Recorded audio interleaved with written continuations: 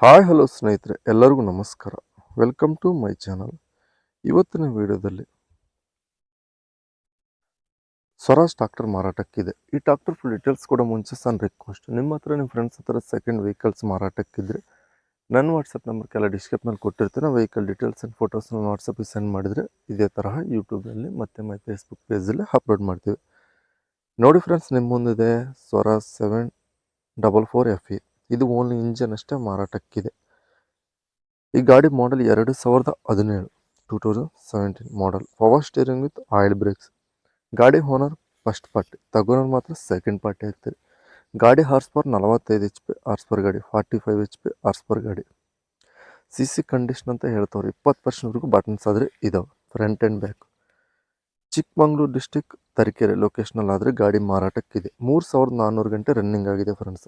3400 ಗಂಟೆ ರನ್ನಿಂಗ್ ಆಗಿದೆ. ಈ ಗಾಡಿ ಪ್ರೈಸ್ ನೋಡ್ಕೊಂಡ್ರೆ 3,80,000 ಹೇಳ್ತಾರೆ.